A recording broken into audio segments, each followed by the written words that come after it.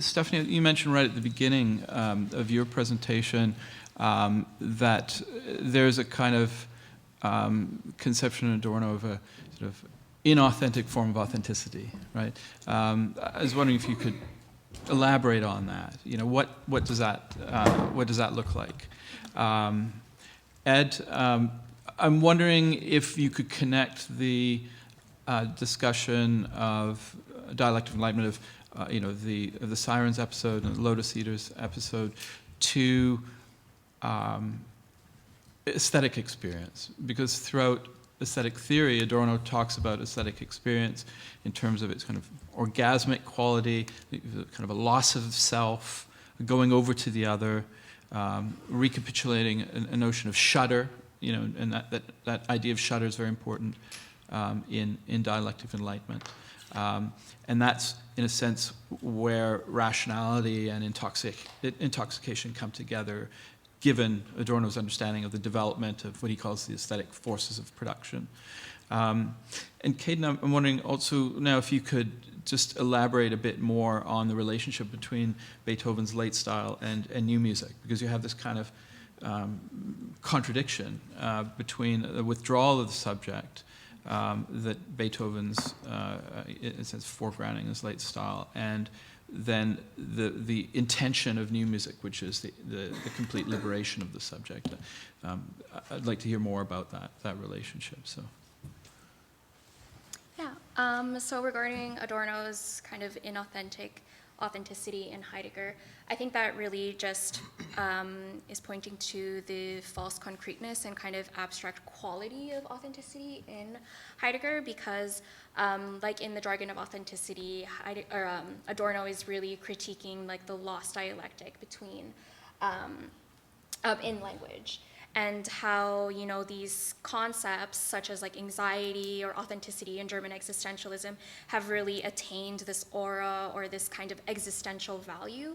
But what is lost in that is that it remains like kind of untouched by history, and you kind of try to grasp these things, these words, as if they're actual like objects, and that they're like something solid.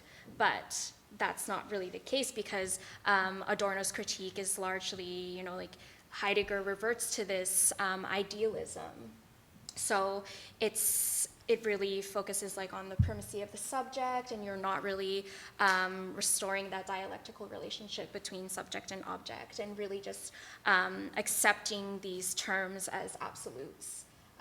But really, we should be more critical of that. Okay, good, thank you. Yeah, I think it kind of, the stuff with like aesthetic experience, it kind of ties to Adorno's, also his critique of like Benjamin's work of art in the age of mechanical reproduction essay, so in which Adorno kind of charges Benjamin with like sort of affirming the kind of the new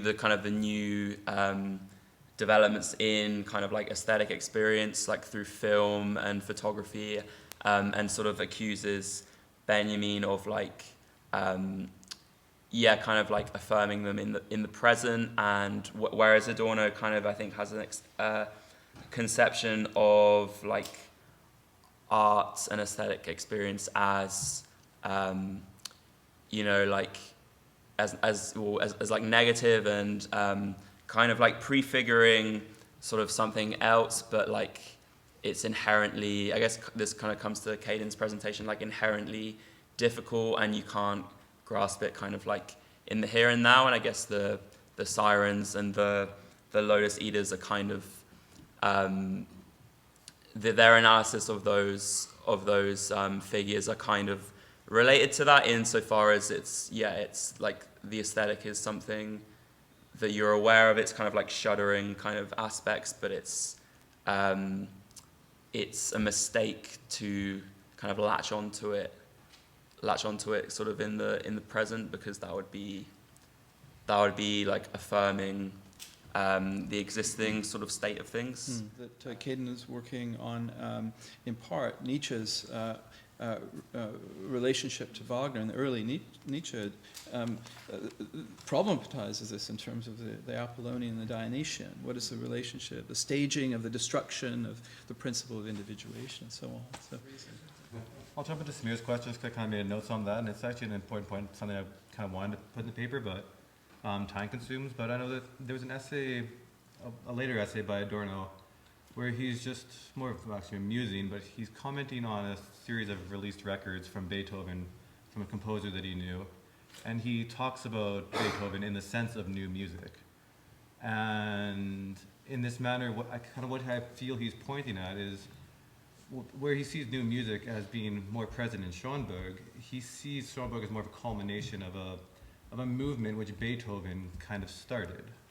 And that Beethoven posited the subject within music in a dialectical manner with relation to the objective, but it then became Schoenberg to use the conditions which Beethoven set for him for the escape of the subject within music. For Schoenberg, his creation of music lacks its development, but it still has a thematic subject within the music, but it doesn't follow that same development pattern, so the subject becomes freed of the external conditions. So in terms of new music, I see Adorno as looking back to Beethoven as kind of starting something, and then he comes to the culmination in the atonal system of the Schoenberg in the second Viennese school. So it's kind of playing a contradiction between the first and the second, and the masters of Beethoven in the first and Schoenberg in the second.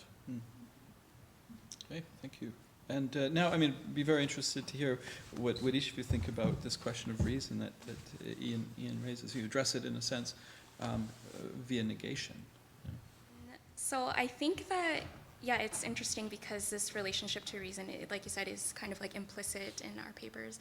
And it is, apparent in reification because, it was that synthesis between like commodity fetishism and then, well, at least the Lukács says that it's that synthesis between, Marxist commodity fetishism and then also Weber's rationalization as well, instrumental rationalization. But I think what's really interesting is that concept of how you're talking about being taken out of oneself.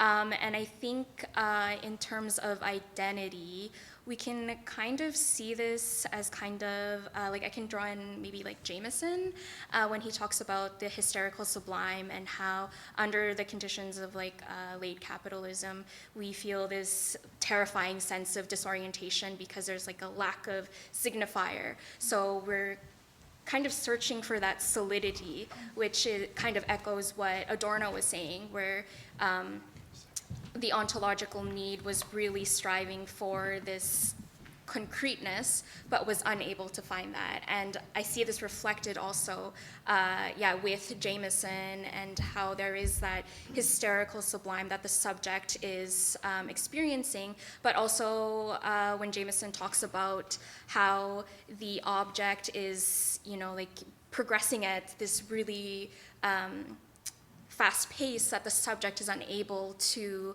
keep up with. And I think that kind of speaks to this anxiety that one feels and that really is like locating it at the material level. And which is why we kind of strive for that, like authentic identity, both, I guess, individually, but also as a collective as well. So in like Walter Benjamin, so as I kind of like sort of said in the presentation, like his intoxication through kind of like ingesting hashish is, so for him it's kind of prefigurative of this idea he has of profane illumination, which I guess like if I've kind of understood you correctly, that's like what you mean by reason. That's like his maybe like where he stands on like reason. So profane illumination is a kind of like way into a form of thought that will that kind of sees through capitalist social relations, but in a manner that sort of like brings people together in some kind of way. And it's kind of like free, he relates it to kind of ideas around like free association, the sort of mimetic faculty, but he he draws on the surrealists, but also criticizes them for kind of like maybe leaving out reason, I guess, through just focusing on like the sort of intoxicating artwork. So he kind of is critical of them in some ways. And yeah, I don't really know what else to say about that. But yeah, I think reason is still, I think for Adorno and Benjamin, intoxication is kind of, it informs their understanding of reason, or like what they would forward as a kind of critical practice of reason in some kind of way. Yeah, I mean, I think they're definitely. I mean, there is I think it's interesting that Adorno and Horkheimer talk about. Well, you know, they talk about like the culture industry as intoxicating on the one hand, and then they do talk about the kind of like the worker having to go back to work through a form of intoxication. And then I think this kind of feeds into their idea of critique in a way, because so, you know, there's that passage in Minima Moralia where Adorno says that the worker shouldn't like in the face of like kind of like common dialect amongst like proletarian workers, the answer isn't to affirm like common language, but it's to kind of like take a more objective attitude to language, which, yeah, I mean, I'm not really sure how to decipher that, but I think that's kind of related somehow to the need to think critically about both the intoxications of the culture industry on the one hand, like gentrification, and then also the kind of the more like obvious forms that affect the kind of the lowest strata, and to recognize that they are related and like part of the same totality of social relations. I guess, yeah. So, yeah, I'm gonna take the second one first, of the one about Adorno and why he doesn't really seem to close read, why he seems to relegate literature. I feel, yeah, I mean, I'm not sure why he doesn't close read that much, but I guess part of his, you know, he really emphasizes like the fragment in like literature and like art, so he kind of often, rather than kind of like reading into, you know, going into loads of detail on like loads of passages, he just kind of like almost like extracts like an element of a text and kind of like throws it in there as a sort of like philosophical kind of like weapon, almost like a sort of like the fragment. You know, he has that thing about like the fragment, is it like the thorn in your eye, or is a better magnifying glass than like something like that. Splinter in the eye. Splinter in the eye, yeah. So that's, you know, I feel like he often will kind of, you know, maybe take kind of important, or what he sees as important features of a text, and kind of like throw them into his argument as a kind of way of building force for his argument. But I don't know why he doesn't like, you know, maybe spend more time on detail per se. Because he spends time on details in music. Right, yeah. Yeah, and that's his form, yeah. I mean, maybe he just likes music more than literature, I guess. And then, yeah, the other question. So you were saying that so in the actual version of the American version of the Odyssey, it's more in this Sirens episode, Odysseus is more self-reflexive and kind of reflects on. Could I just interject here? I mean, I think this is consistent with Adorno's reading as well, insofar as the key to the text is self-preservation that destroys the self that was meant to be preserved. So that's the dialectic of enlightenment. Self-preservation, pushed to its limit, is actually the destruction of the self in the service of which self-preservation was in a sense pressed. So the realization of the self, the kind of, like say the kind of mirror stage is also the dissolution of the self. So I don't think it's in contradiction at all. I think it makes his argument. In order to save the country, we have to destroy it. In order to save the village, we have to destroy it. Yeah. It's Yeah, kind of Vietnam policy. yeah, and I think I would agree with that. And like in the quote about like narcotic intoxication as like this thing that always haunts civilizations. I think it's like it's not something that is like always threatening per se. It's something that like the threat is like necessary to the continuation of like subjectivity and civilization. So I think it does contain this element of like like self constitution of the self as well. So thanks for your questions. I do agree that Heidegger, there is this, dialectic with Dasein because of its inextricable relations within the world, because Dasein's constitutive state is being in the world. But I think that Adorno's critique is that, so he does get so far into establishing, the dialectic relationship between subject and object, but there are a few problems. So one of them is that, so there's the concept of authenticity, which is resisting das Man, or the they.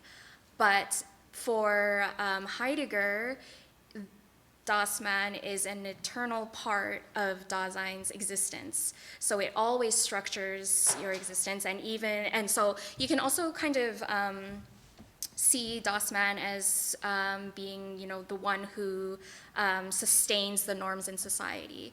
So because this is an eternal part of existence for Heidegger, there is no way to actually overcome it, because merely it's just Dasein taking over the existing conditions rather than actually breaking through it. So I think that's why Adorno, part of his criticisms against Heidegger is that he doesn't follow through with, a complete, dialectic restoration between subject and object. But I also think that his other criticism is that it is so focused on the individual Dasein that it reverts back to the Cartesian cogito, which he was trying to abolish in the first place. So there's that primacy that is placed on the subject again, which, again, breaks the dialectic between subject and object and fails to acknowledge the priority of the object as well. So, yeah, hopefully that answers your question on that. And then in terms of the second question about identity politics and being the circulation of it as a term and in discourse, like I said in the paper, the emergence of identity politics was the origin of it, at least, was in the Combahee River Collective's statement in 1977, Black feminism, and they were really focusing on expanding the principle of the personal is political in feminism, and really interrogating, capitalism, but also focusing on coalition building as well. But somewhere along the line, that kind of systemic analysis, as well as the focus on, going beyond the personal, has gotten lost. And now it's just been really focused on the individual and the preservation of a specific identity, or I guess as a Haider would say, inclusion and recognition within society. But it's also interesting because identity politics was also something that was criticized by other women of color, radical feminists, in response to white feminism. And also lesbian separatism as well, and how they really emphasize the need for the collective, I guess, action in order to really make change. So, yeah. Excellent. Well, one could say that the identity politics goes all the way back to the early Hegel and his attempt to articulate the identity of identity and non-identity. And Adorno's interventions in negative dialectics, it's about undoing that, in a sense liberating the non-identical. Excellent. This has been a really fantastic panel. I just wish there had been more people to, enjoy it and engage with it. So thank you all. Ed, Stephanie, and Caden, it's been terrific. And thank you for your comments and questions.